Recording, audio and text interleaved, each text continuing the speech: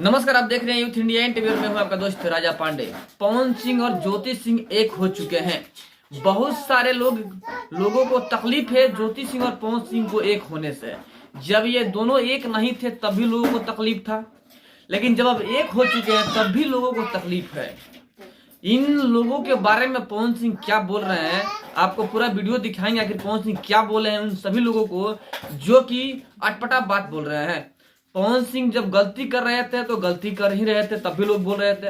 अब सही कर रहे हैं पवन सिंह ज्योति सिंह एक हो चुके हैं, तब भी बहुत सारे लोगों की तकलीफ है। जो वीडियो बना रहे हैं, ट्रोल कर रहे हैं पवन सिंह को, उन सभी को लेकर के पवन सिंह ने बहुत ही बड़ी बात कही है। सारी जानकारी आपको देंगे और पवन सिंह के मुख से ही वो बात सुनवाएंगे कि आखिर उन्होंने क्या कहा उन सभी लोगों के बारे में।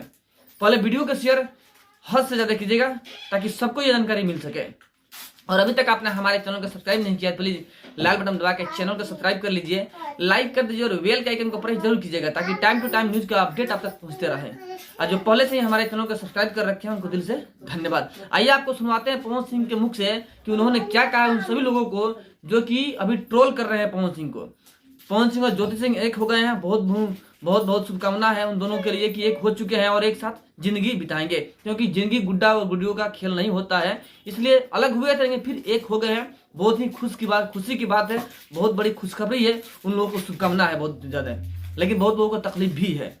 अब क्या तकलीफ है वही जानते हैं, लेकिन तकलीफ बहुत कोई दिखा रहे हैं ना। उन सभी लोगों को क्या कह रहे हैं पवन सिंह सुनिए और वीडियो को शेयर जरूर कीजिए।